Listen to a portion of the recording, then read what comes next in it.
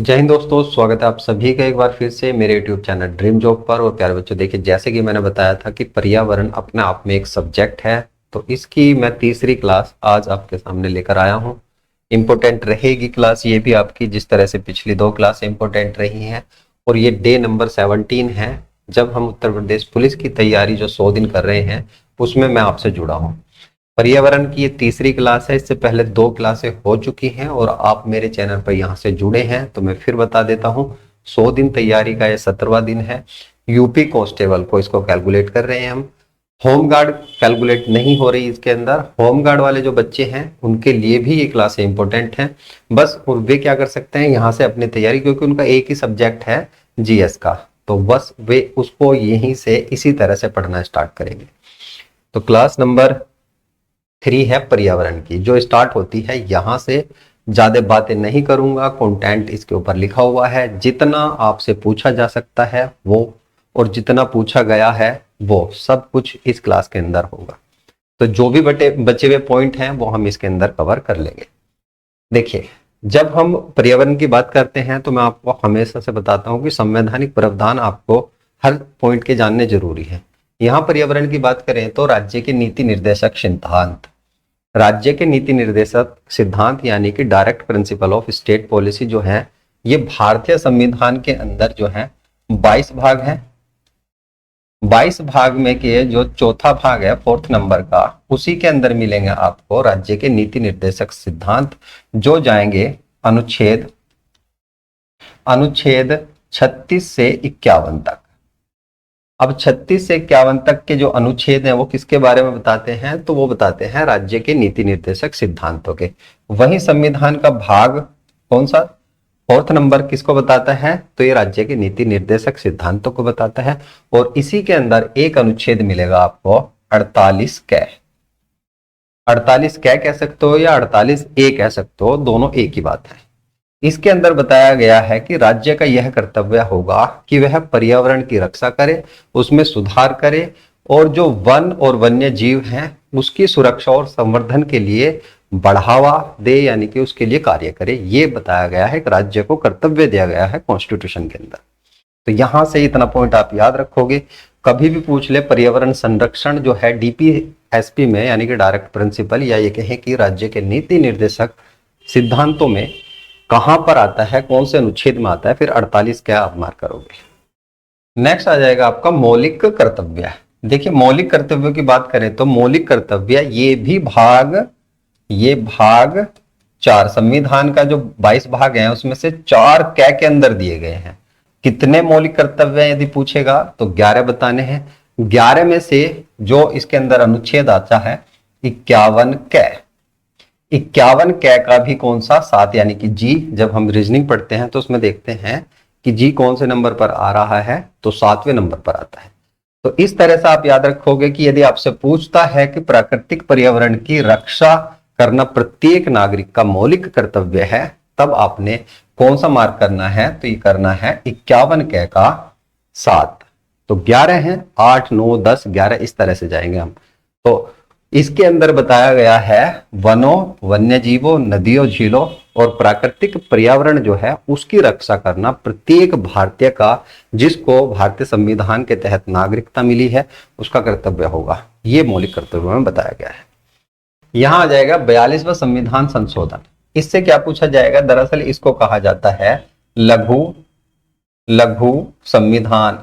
यदि आपसे पूछता है कि किस संविधान संशोधन को लघु संविधान कहा जाता है, तब आपने करना है 42वां संविधान संशोधन। कब होता है, ये डेट भी आपके लिए इंपॉर्टेंट है, ये भी पूछी जाती है 1976 में। आप मुझे नीचे कमेंट में मार्क करोगे कि अभी तक संविधान के अंदर कितने संशोधन इंप्लीमेंट हो चुके हैं, ये आप आंसर मुझे नीचे कमेंट बॉक्स में करोगे।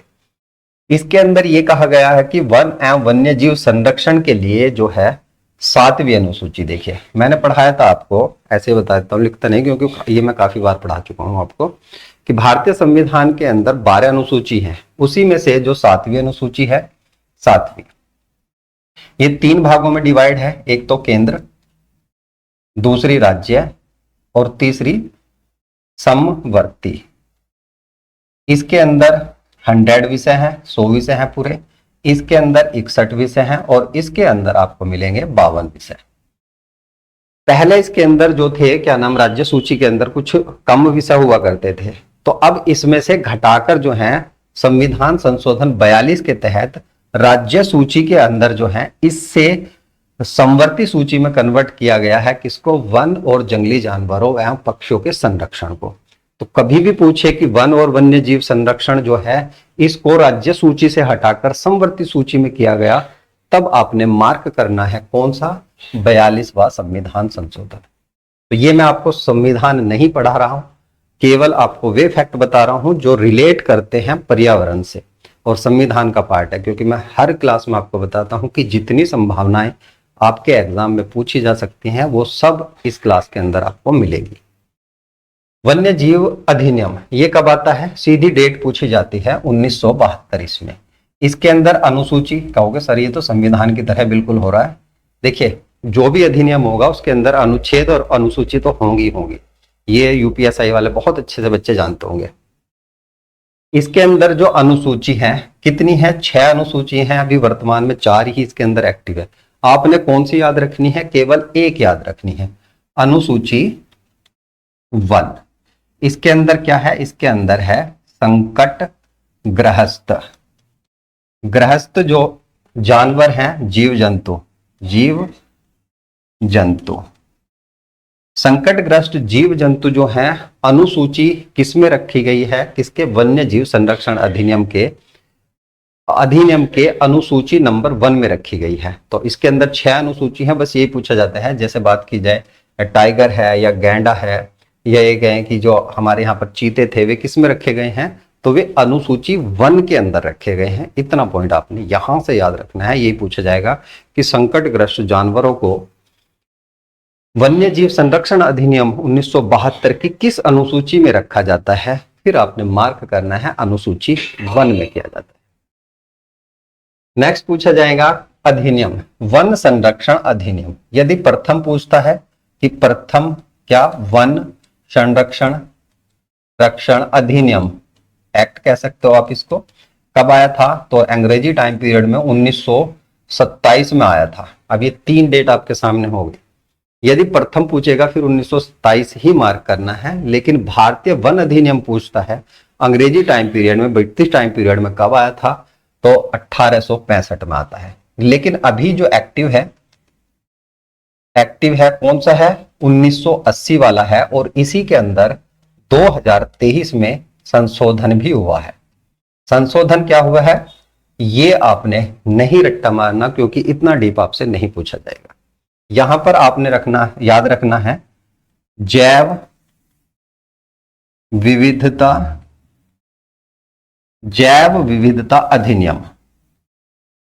अधिनियम। ये कब आता है? तो ये आता है सन 2002 में। एक अधिनियम और याद रखना है आपने यहां से, ध्वनि प्रदूषण अधिनियम। ये कब आता है? तो ये आता है सन 2000 में। तो ये 2 अधिनियम भी यहां से आपने याद रखने हैं। ये भी डेट ही पूछी जाती है कि भैया जैव विविधता अधिनियम कब आया, तब आपने 2002 मार्क करना है। ध्वनि प्रदूषण अधिनियम कब आता है? सन 2000 में आता है। ये पॉइंट यहां से याद रखो। नेक्स्ट आ जाएगा India state forest report. Bharat के अंदर जो है 2023 में 18वीं वन स्थिति रिपोर्ट पेश की गई है। अब यहां पर एक पॉइंट यही आप जान लीजिए।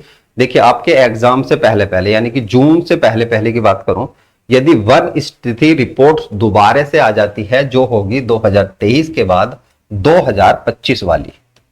अभी कौन सी है? 2023 वाली है जो मैं आपको पढ़ाऊंगा। ये आ जाती है, फिर आप इस पोर्शन को स्किप करोगे, ये आपके एग्जाम में नहीं पूछा जाएगा। जो भी पॉइंट पूछा जाना है फिर वो 2025 से पूछा जाएगा।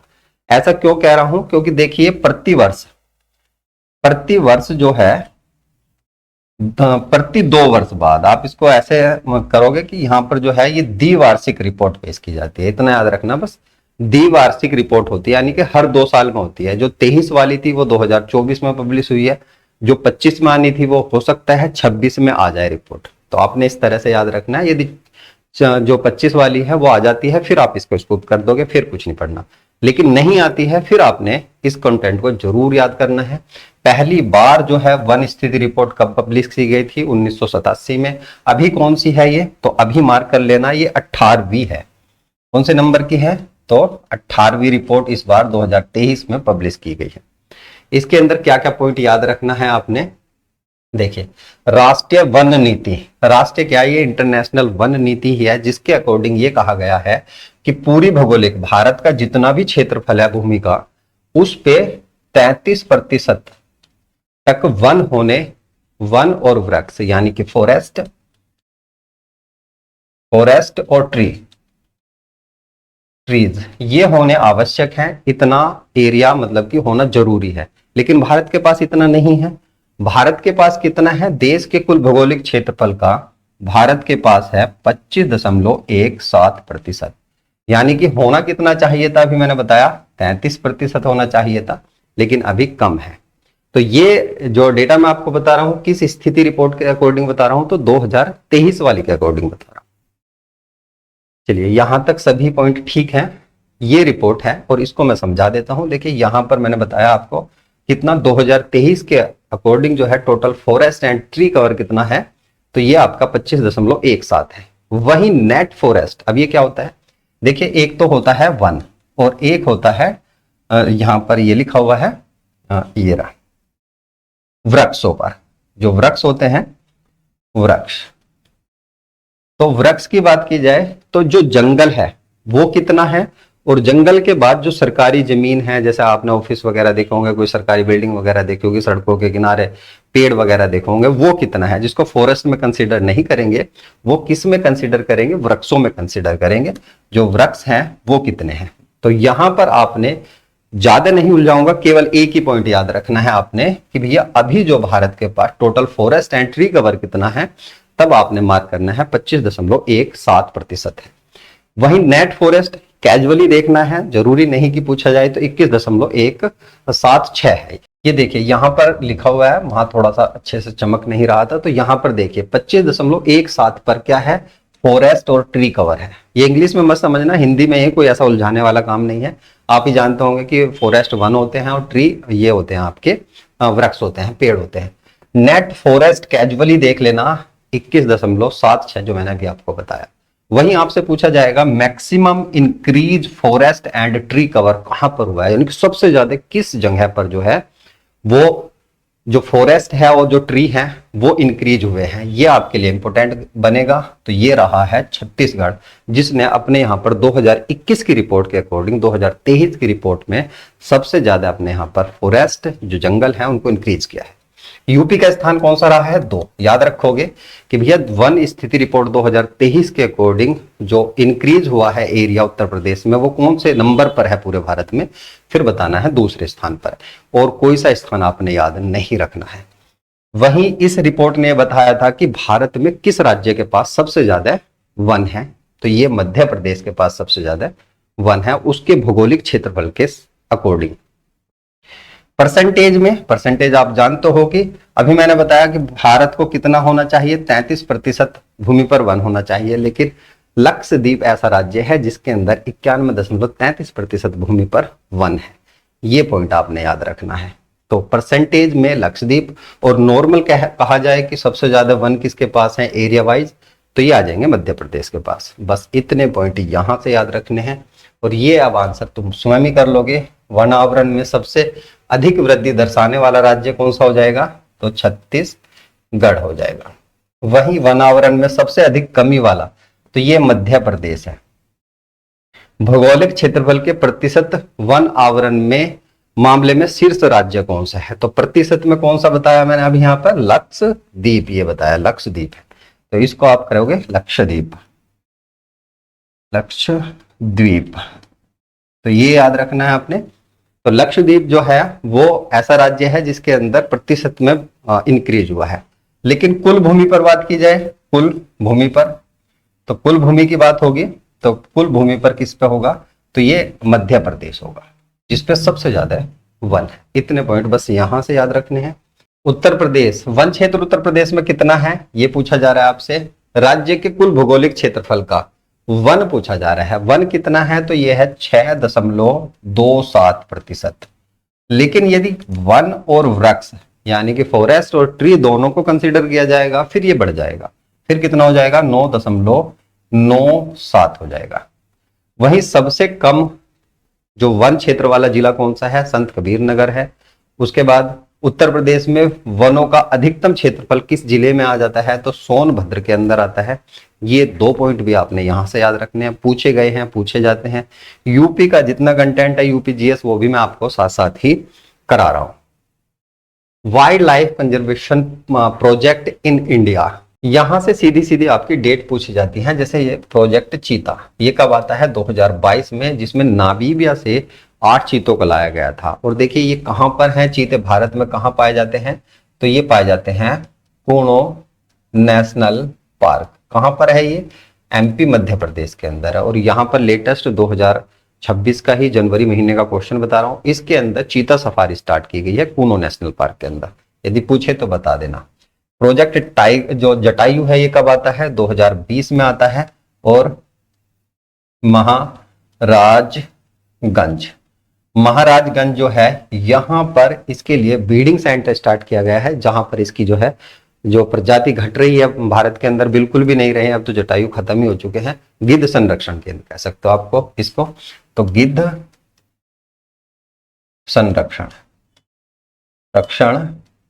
केंद्र कहां पर है भारत का, तो ये महाराजगंज उत्तर प्रदेश यूपी के अंदर है। ये पॉइंट याद रखोगे। प्रोजेक्ट टाइगर ये कब आता है, 1973 में। बहुत बार पूछा भी जा चुका है कि भैया ये बताइए कि प्रोजेक्ट टाइगर जो है वो कब आया है, और 29 जुलाई को डे मनाया जाता है। टाइगर डे कब मनाया जाएगा, तो 29 जुलाई आपने मार्क करना है। प्रोजेक्ट हाथी 1992 में आता है, और इसके लिए जो डे मनाया जाता है हाथी दिवस, ये मनाया जाता है 12 अगस्त। इसके लिए डे मनाया जाता है। यदि प्रोजेक्ट डॉल्फिन पूछा जाएगा, ये 21 से 25 तक चलाया गया है गैंगटिंग डॉल्फिन के लिए। और डॉल्फिन डे पूछेगा, फिर आपने मार्क करना है 5 अक्टूबर। तो 5 अक्टूबर को जो है डॉल्फिन डे मनाया जाता है। इतने पॉइंट आप यहां से याद रखोगे। नेक्स्ट आ जाएगा राष्ट्रीय बाघ संरक्षण प्राधिकरण।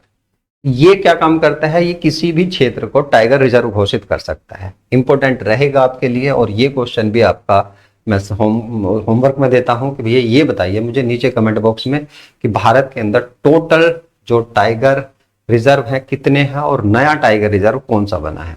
ये आपके लिए दोनों पर्यावरण से क्वेश्चन इंपॉर्टेंट रहेंगे। और इसके जो अध्यक्ष होते हैं ये पर्यावरण मंत्री होते हैं। तो पर्यावरण मंत्री कौन है, भूपेंद्र प्रधान जी हैं, ये याद रखोगे। और ये आता कब है, ये पूछा जाए तो ये आता है 2005 में आता है। बस इतने पॉइंट आपने यहां से याद रखने हैं, इससे ज्यादा आपसे कुछ नहीं पूछा जाएगा। ये पॉइंट मैंने बता दिया कि कितने टाइगर रिजर्व है, मार्क करना, ढूंढना, और उसके साथ साथ नया कौन सा है ये बताना। और ऐसे ऐसे पॉइंट मैंने स्किप कर रखे हैं, लिख रखे हैं सारे के सारे, ये आपको कराऊंगा मैं प्रैक्टिस में। बायोस्फीयर रिजर्व, भारत के अंदर 18 बायोस्फीयर रिजर्व हैं। कौन कौन से हैं, 18 के 18 याद करने पड़ते हैं जगह के साथ, कोई सा भी पूछा जा सकता है। अब देखिए नेशनल पार्क की बात की जाए तो 107 के करीब हो चुके हैं, वे भी उसमें के कम से कम 50 याद करने पड़ते हैं। ये तो 18 हैं फिर भी। जैसे कोल्ड डेजर्ट, ये कहाँ मिलेगा, तो ये लद्दाख, ये जो है आपको लद्दाख और हिमाचल प्रदेश के अंदर देखने के लिए मिलेगा। नॉर्मल भारत का यदि कोल्ड डेजर्ट पूछा जाए कहां पर है, किस राज्य के अंदर है, किस यूनियन टेरिटरी के अंदर है, फिर लद्दाख में आप मार्क करोगे। नंदा देवी उत्तराखंड के अंदर है। नंदा देवी यदि आपसे पूछता है कि कहां पर है, फिर उत्तराखंड के अंदर बताना है। कंचनजंगा ये यूनेस्को साइट भी है, ये पॉइंट आप याद रखोगे। ये कहां पर है, तो सिक्किम के अंदर है। मानस और डिब्रू सिकोवा ये आपको कहां मिलेगा, तो ये दोनों के दोनों आपको मिलने वाले हैं आसाम के अंदर। याद रखोगे, पूछा जाता है मानस। देखिए मानस वैसे यहां पर नेशनल पार्क भी है लेकिन बायोस्फीयर रिजर्व भी है। दिहांग ये कहां पर मिलेगा, तो अरुणाचल प्रदेश के अंदर मिलेगा। और नोक्रेम ये बहुत पूछा जाता है मेघालय के अंदर। वहीं मध्य प्रदेश के अंदर आपको 3 मिलने वाले हैं। एक तो यहां पर मिलेगा पंचमढ़ी मिलेगा, और दूसरा मिलेगा पन्ना, और तीसरा मिलेगा यहां पर अचानक मार यानी कि अमरकंटक ये मिलेगा। सिमलीपाल ये उड़ीसा के अंदर है, और सुंदरवन, सुंदरवन जो है ये एक आपकी वेटलैंड साइट भी है, यानी कि आर्द्र भूमि है। और भारत की सबसे बड़ी आर्द्र भूमि कौन सी है, तो ये सुंदरवन ही है। शेषाचलम ये आपको अरुणाचल प्रदेश में मिलेगा। और नीलगिरी के लिए फैक्ट पूछा जाता है कि ये कितने राज्यों के अंदर है, तो केरल के अंदर, तमिलनाडु और कर्नाटक के अंदर कौन सा बायोस्फीयर रिजर्व है, तो नीलगिरी, जहां पर नीलगिरी ताहार भी पाया जाता है। उसके बाद आ जाएगा अगस्तमलाई, ये कहां पर है, तो ये आपको तमिलनाडु और केरल वाले एरिया में मिलेगा। गल्फ ऑफ मन्नार, यहां पे पाए जाते हैं डुगोंग। डुगोंग पूछे कि डुगोंग भारत के अंदर कहां पाए जाते हैं, जिसको समुद्री गाय भी कहा जाता है, फिर आप गल्फ ऑफ मन्नार में बताओगे। वहीं ग्रेट निकोबार जो है ये आपको निकोबार के अंदर मिलेगा। और रन ऑफ कच्छ ये जिसके अंदर जंगली गधा पाया जाता है, जंगली गधा। यदि पूछता है कि जंगली गधा भारत के किस राज्य में पाया जाता है, फिर रण ऑफ कच्छ में पाया जाता है। डुगोंग किस जगह पर पाया जाता है, कच्छ ऑफ मन्नार में पाया जाता है। और चीते कहां पर पाए जाते हैं, कूनो नेशनल पार्क में पाए जाते हैं। ये पॉइंट आपने यहां से याद रखने हैं। और ये सारे के सारे मैंने यहां पर मेंशन भी कर रखे हैं, आपको पीडीएफ में मिल जाएंगे, याद कर लेना। उसके बाद आ जाएंगे बायोडाइवर्सिटी हॉटस्पॉट, यानी कि जैव विविधता क्षेत्र। तो कितने हैं, 4 हैं भारत के अंदर। जैव विविधता दिवस पूछे, दिवस किस दिन मनाया जाता है, मैंने पिछली क्लास में बताया था 22-22-22 करके याद रखना है। तो ये मनाया जाएगा 22 मई को, 22 मई को मनाया जाता है। जैव विविधता के लिए मैंने अभी आपको एक एक्ट बताया है, ये कब आता है, सन 2002 में आता है। ये पॉइंट याद रखना है। कौन कौन से हैं, तो हिमाचल, इंडो बर्मा, पश्चिमी और सुंदरलैंड। अब यहां से क्या पॉइंट बनेगा आपसे, 4 तो रखने ही रखने आपने कि भैया 4 ऑप्शन दे जाएंगे, कौन सा बायो डाइवर्सिटी हॉट स्पॉट है भारत के अंदर या नहीं है। एक इसमें का हटाकर कोई और ऐड कर देगा जो गलत होगा, बस ऐसे ही क्वेश्चन बनेगा। दूसरा बनेगा ये वाला पॉइंट आपका, ये है आपका पश्चिमी घाट। यदि आपसे कभी भी पूछे कि भारत के अंदर सबसे ज्यादा जैव विविधता कहां पाई जाती है, फिर आपने मार्क करना है पश्चिमी घाट। और ये बहुत बार क्वेश्चन पूछा जाता है कि जैव विविधता भारत के अंदर कहां पर मिलती है, सबसे ज्यादा तो पश्चिमी घाट पर मिलती है। और इसीलिए इसको एक जैव विविधता हॉटस्पॉट इंडिया के रूप में नॉमिनेट किया गया है, पश्चिमी घाट को। नेक्स्ट आ जाएंगी Ramsar sites. Ramsar sites Bharat के अंदर हो चुकी हैं 98। प्रथम कौन सी थी अभी बताऊंगा, चलो प्रथम से पहले बात करते हैं। एक कन्वेंशन होती है 1971 ईस्वी में, 1971 कहां पर होती है, तो ईरान के अंदर होती है, जहां अभी युद्ध चल रहा है ईरान के अंदर। और वहां पर एक जगह है रामसर, रामसर। उसी कन्वेंशन को नाम दिया गया रामसर साइट, या ये कहें कि वेटलैंड साइट। और ये एक ऐसी जमीन होती है जहां का 5 से 9 किलोमीटर तक का एरिया जो है दलदली या हर वर्ष भर पानी से भरा रहता है, और जहां पर पक्षी जो हैं और जीव जंतु वे पाए जाते हैं, उसके लिए रामसर साइट घोषित की जाती है। तो भारत के अंदर 98 रामसर साइट हो चुकी है, ये पॉइंट आपने याद रखना है। 2 न्यू है, न्यू कौन कौन सी है अभी बात करेंगे। एक तो आपकी यूपी की है, और लॉक कर लीजिए इस क्वेश्चन को, आज की क्लास का लॉक क्वेश्चन आपको दूंगा मैं। तो 2 न्यू है जो हमारे पर्यावरण मंत्री हैं। ये देखिए यहां पर पर्यावरण मंत्री जो हैं भूपेंद्र यादव जी, भूपेंद्र यादव जी जो हैं, इनके द्वारा घोषित की गई है 30 जनवरी को, क्योंकि वेटलैंड डे जो है, आर्द्र भूमि दिवस, वेटलैंड डे किस दिन मनाया जाता है, 2 फरवरी को मनाया जाता है, 2 फरवरी को मनाया जाता है। ये पॉइंट आपने याद रखना है। 2 फरवरी को कौन सा दिवस मनाते हैं, तो आर्द्र भूमि दिवस या वेटलैंड डे मनाते हैं।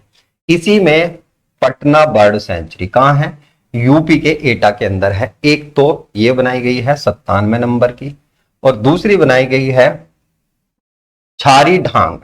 ये कहां पर पड़ेगी, तो कच्छ ऑफ रण में पड़ेगी। ये दोनों इंपॉर्टेंट रहेंगी, छारी ढांग, और दूसरी आ जाएगी ढांड, और दूसरी आ जाएगी पटना।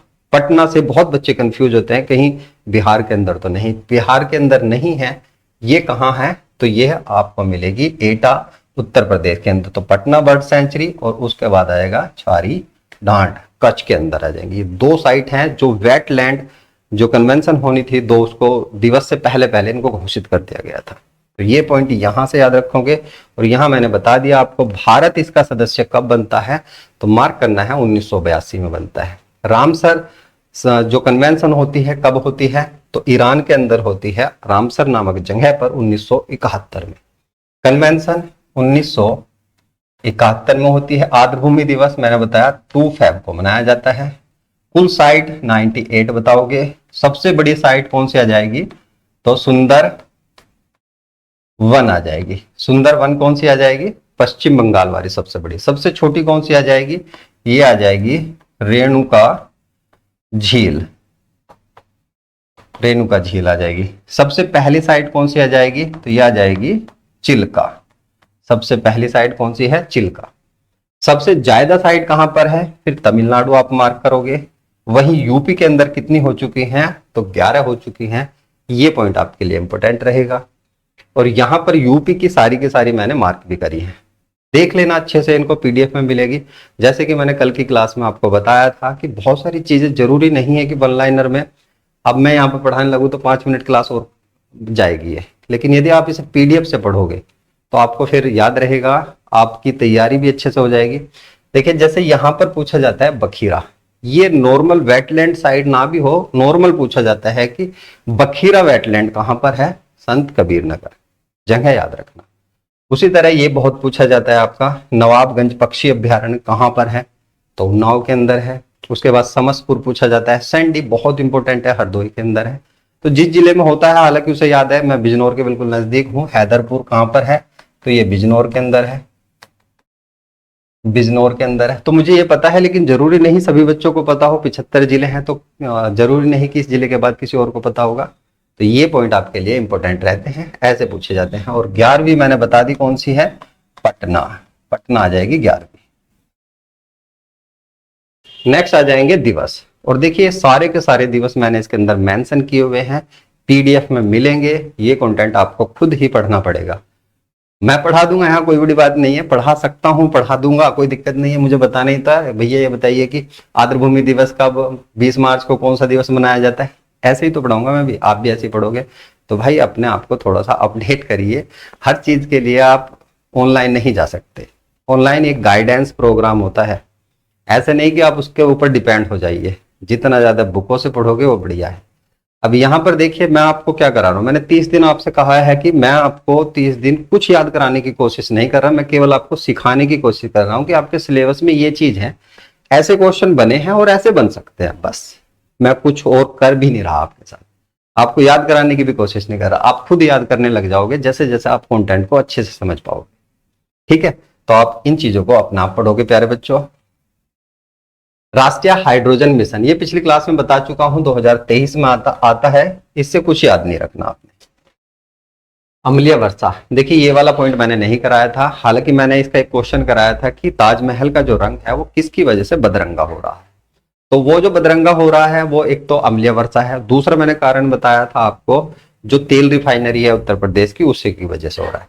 यहां पर पढ़ेंगे सल्फर डाइऑक्साइड यानी कि SO2 और नाइट्रस ऑक्साइड NO3, ये अभिक्रिया करती है किसके साथ, जल के साथ। जो वेपोरेशन होती है, जो भाप उठकर बादल बनते हैं जिससे, तो उससे क्या होता है, इसकी अभिक्रिया होने के बाद ये सल्फ्यूरिक अम्ल या नाइट्रिक अम्ल जो है इसकी बारिश करती है, जिसको अम्लीय वर्षा कहा जाता है। और इसका पीएच मान आपसे पूछा जाता है कितना होता है, तो पीएच मान 5.6 से कम होता है। तो 5.6 से कम होता है पीएच मान। देखिए पीएच मान का मैंने आपको यहाँ पर, जैसे कि मैं बताता हूँ कि मेरी क्लास 360 डिग्री होती है, तो यहाँ पर पॉइंट आया है, ये एक पैरामीटर है जो 0 से लेकर अधिकतम 14 अंकों तक जो है मेजर कर सकता है।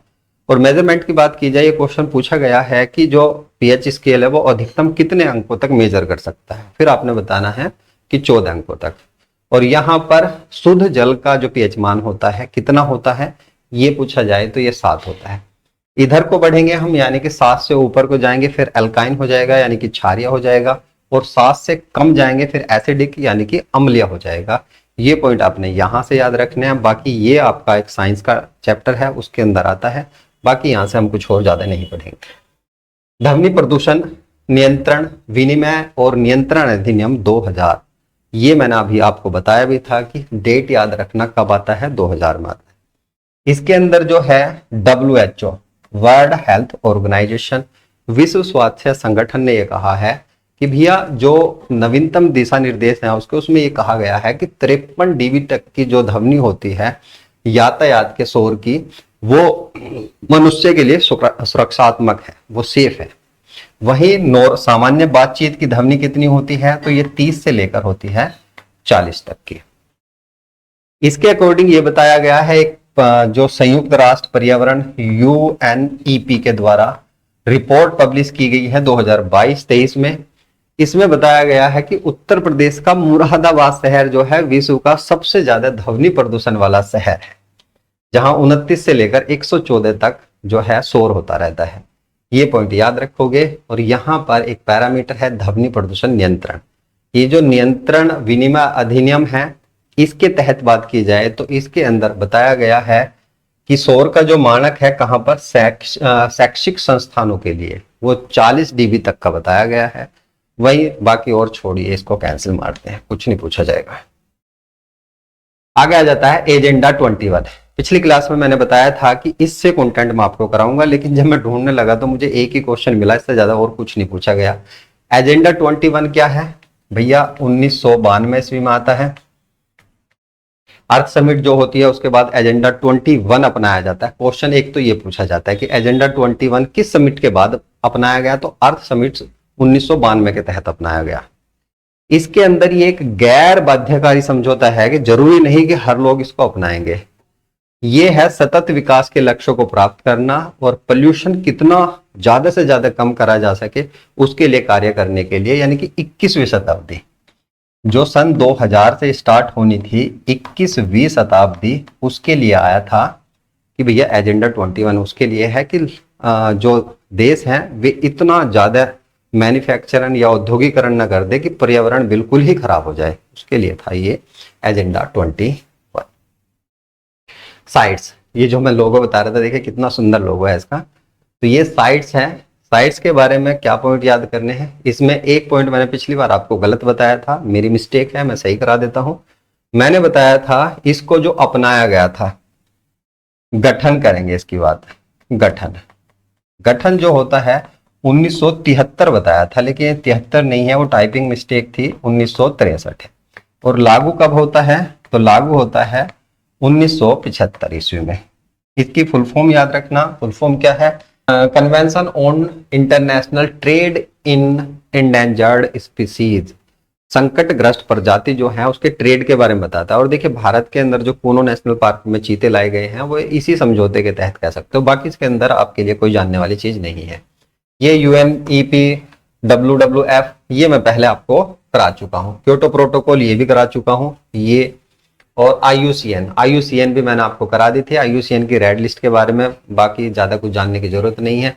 मैंने बताया जो भारत के अंदर वन्य जीव संरक्षण अधिनियम है उसकी अनुसूची 1 में एंडेंजर्ड जो संकटग्रस्त स्पीसीज हैं उनको रखा जाता है।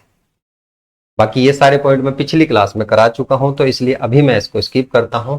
क्वेश्चन आपके लिए इंपोर्टेंट ये रहेगा, ये रिपोर्ट आती है 2023 में, जल स्रोतों की जनसंख्या में शीर्ष स्थान। तो ऐसी रिपोर्ट आई थी कि जो भारत के अंदर जल स्रोत हैं उसमें सबसे ज्यादा जल स्रोत, तो सबसे ज्यादा कहां आ जाएंगे? तो ये तालाब के अंदर, तालाब में आ जाएंगे। दूसरे नंबर पर कौन सा होगा? तो झील। छोड़िए, बस ये पूछा जाएगा सबसे ज्यादा कहां पर है जल स्रोत भारत के अंदर, तो तालाबों के अंदर।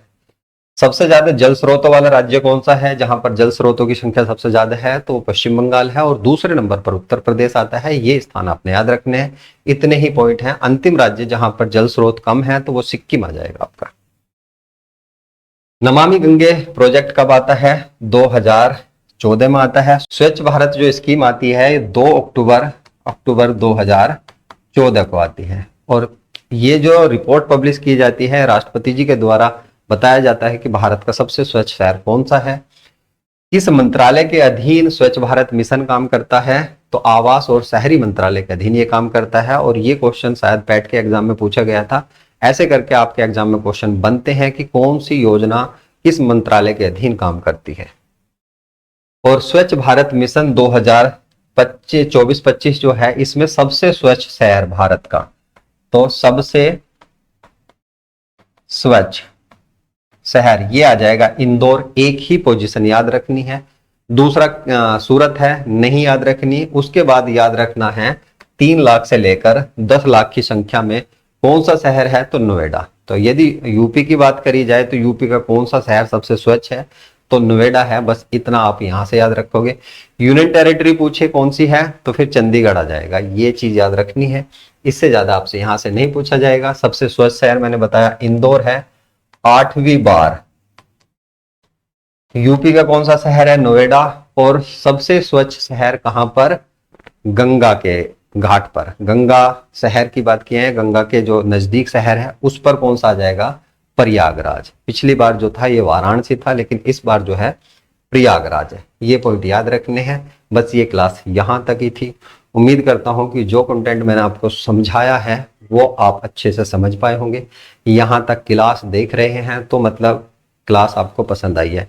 इसलिए लाइक करें, शेयर करें और एक छोटा सा कमेंट, जो मैं आपको क्वेश्चन बताता हूं कि ये इसका आंसर करिए, सर्च मार के जरूर नीचे क्वेश्चन का आंसर करिए, आपको याद हो जाएगा। और इससे मुझे मोटिवेशन मिलेगा कि भैया आप एक्टिव हो, मेरे साथ जुड़े हो और क्लासों को एंड तक देख रहे हो। मिलता हूं नेक्स्ट क्लास में एक नेक्स्ट टॉपिक के साथ, और वो 18वां दिन होगा जब मैं आपसे जुड़ूंगा। धन्यवाद।